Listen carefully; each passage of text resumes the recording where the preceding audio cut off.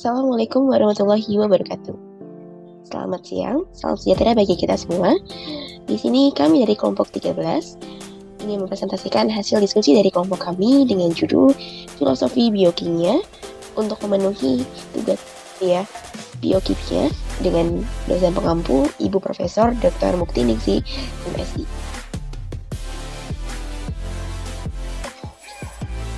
Kami beranggotakan 2 orang.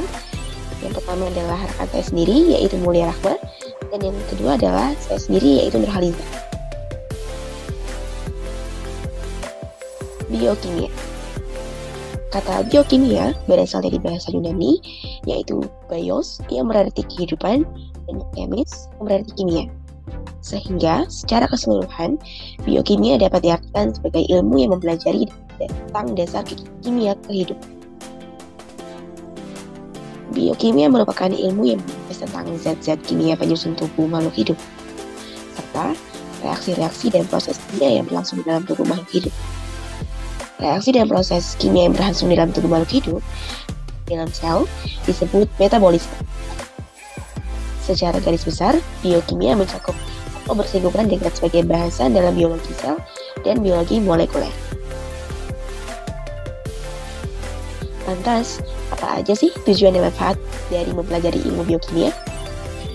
Tujuannya adalah untuk mendapatkan pemahaman lebih terkait tataran molekuler dan berbagai proses kimia yang berlangsung di dalam tubuh makhluk hidup.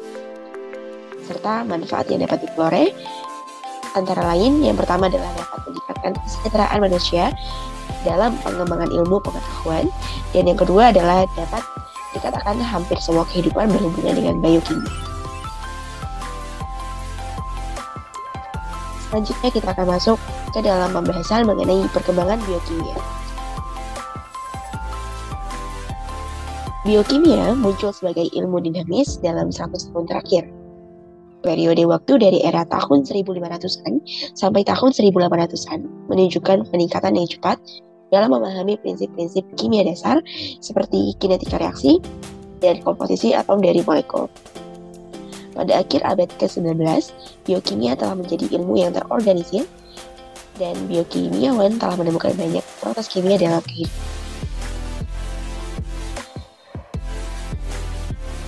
Slide selanjutnya akan dibahas oleh teman saya, yaitu Mulia Rahma. Perkembangan biokimia dimulai pada tahun 1828 oleh seorang ilmuwan bernama Friedrich Muller yang berhasil mensintesis senyawa organik urea dengan memanaskan senyawa anorganik amonium sianat. Berikut adalah persamaan reaksi yang dibuat oleh Friedrich Muller. Dari hasil eksperimen ini menunjukkan untuk pertama kalinya bahwa senyawa yang hanya ditemukan dalam makhluk hidup bisa disintesis dari zat organik biasa.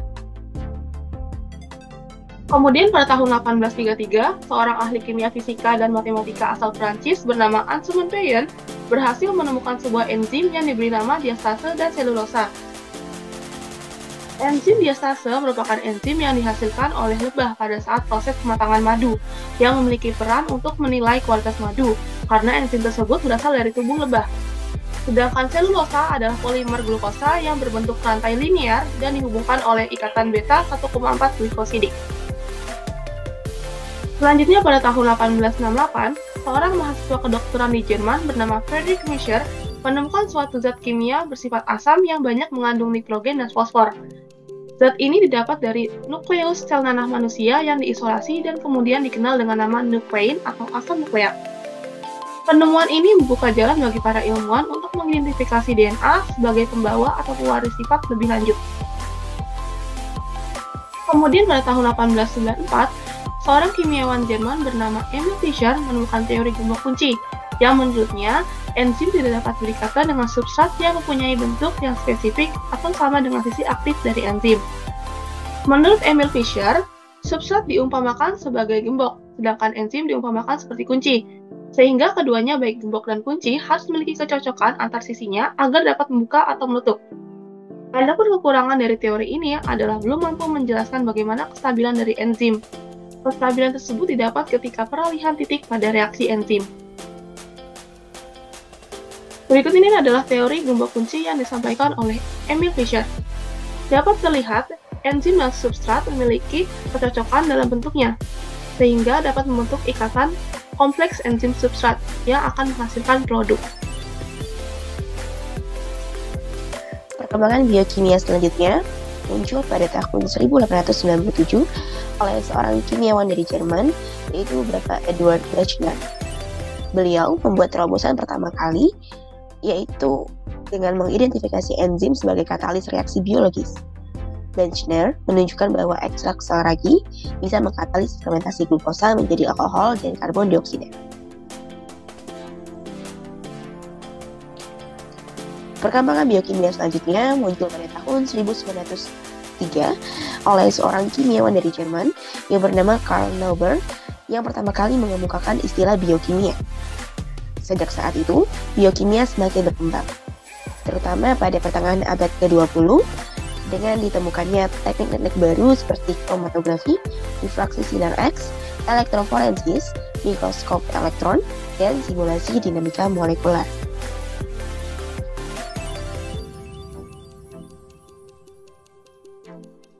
Selanjutnya adalah perkembangan biokimia pada era tahun 1940-an yang dikemukakan oleh George Binder dan Edward Tatum. Pada era ini, dua orang ilmuwan yang berasal dari Amerika Serikat melakukan percobaan dengan menggunakan neospora kasa dan menyimpulkan bahwa satu gen dapat mensintesis satu enzim, atau dikenal dengan istilah one gen one enzim theory.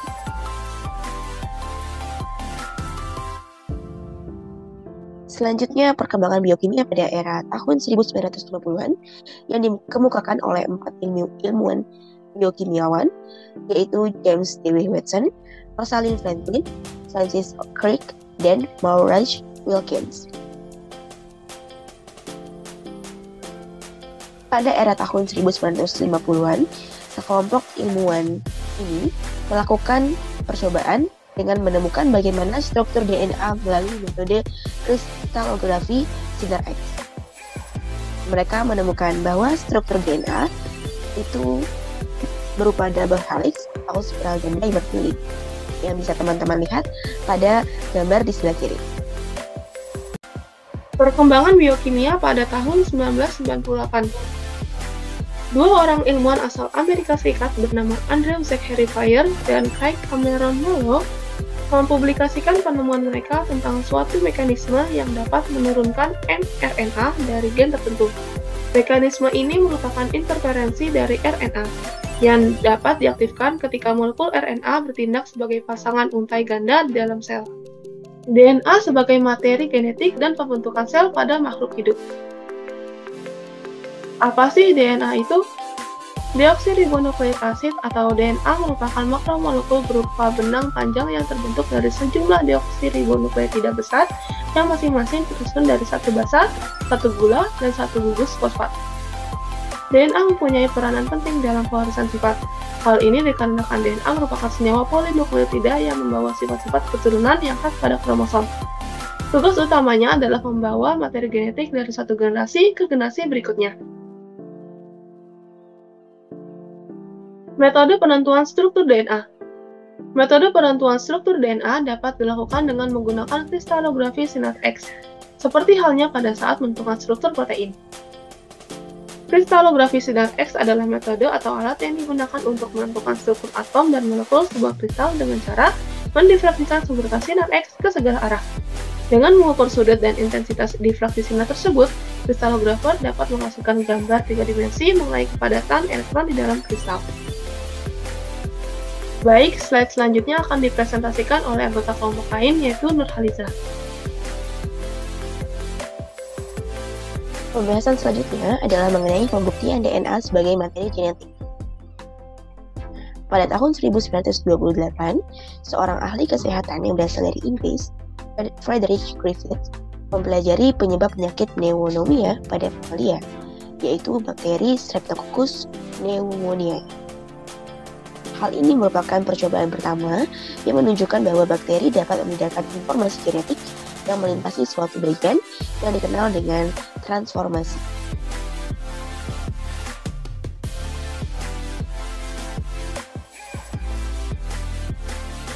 Percobaan lain yang membuktikan bahwa DNA adalah materi genetik dikemukakan pada tahun 1952 oleh Hershey dan Case. Percobaan yang dilakukan adalah dengan mengamati reproduksi bakteriofag, virus yang menyerang bakteri, kedua di dalam sel bakteri inangnya, yaitu Escherichia coli.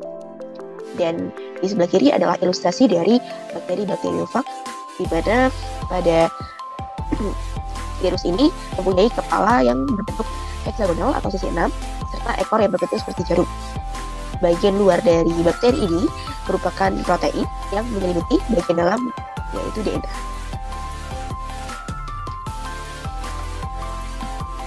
Selanjutnya adalah hubungan antara biokimia dengan ilmu lainnya.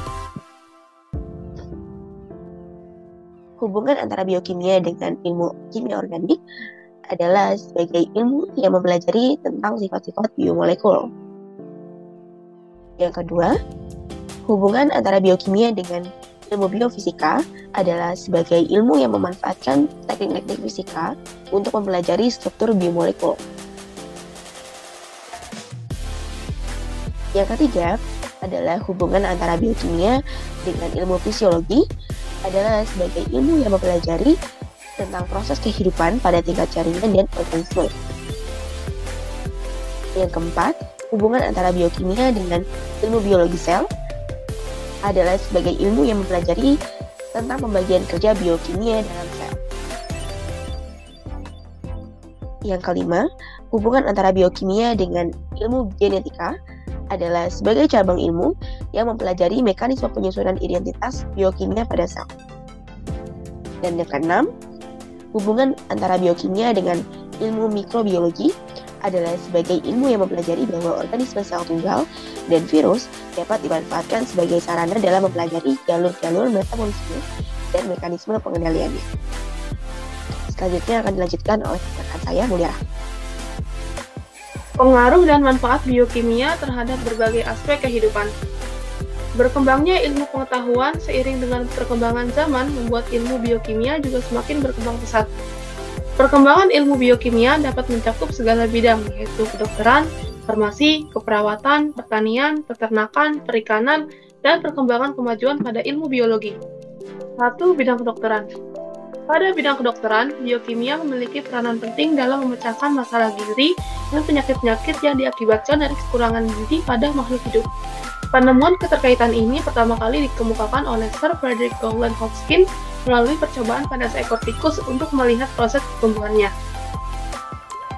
Dalam percobaannya, Frederick Hopkins memberi makan 2 kelompok tikus dengan jenis makanan yang terdiri dari garam, gula, zat tepung, lemak babi, dan protein. Namun terdapat perbedaan dalam penambahan makanannya. Kelompok tikus pertama diberi tambahan susu, sementara kelompok tikus kedua tidak. Hasilnya, kelompok tikus pertama mengalami pertumbuhan yang cukup cepat, namun kelompok tikus kedua pertumbuhannya sangat lambat, bahkan tidak tumbuh sama sekali. 2. Bidang farmasi. Pada bidang farmasi, biokimia berperan dalam menjelaskan hal-hal yang berkaitan dengan bidang farmakologi dan toksikologi, karena kedua bidang ini berhubungan dengan pengaruh bahan kimia dari luar terhadap metabolisme. Sebagai contoh, obat-obatan tertentu dapat mempengaruhi jalur metabolik khusus, misalnya antibiotik penisilin, yang dapat membunuh bakteri dengan menghambat pembentukan polisakarida pada dinding sel bakteri. Dengan demikian, bakteri akan mati karena tidak dapat membentuk dinding sel. Selanjutnya adalah keperawatan. Biokimia menjadi unsur fundamental untuk menjelaskan penyebab dari penyakit serta merancang terapi yang tepat untuk penderita melalui berbagai pemeriksaan.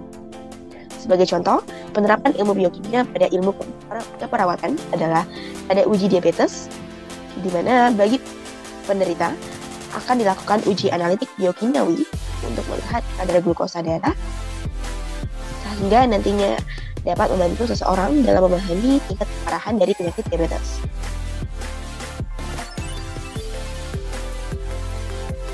Selanjutnya, dalam bidang pertanian. Penerapan biokimia dalam bidang pertanian adalah pada proses penggunaan pestisida. Biokimia memiliki peranan dalam meneliti mekanisme kerja pestisida sehingga dapat meningkatkan selektivitasnya. Sehingga diharapkan biokimia dapat menemukan cara pencegahan yang tepat dari dampak negatif pestisida terhadap lingkungan. selanjutnya akan dilanjutkan oleh rekan saya Mulia Rahma.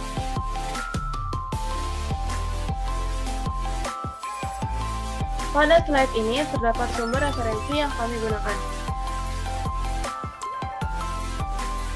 Terima kasih atas perhatiannya. Apabila ada salah kata dan penyebutan, kami mohon maaf. Wassalamualaikum warahmatullahi wabarakatuh.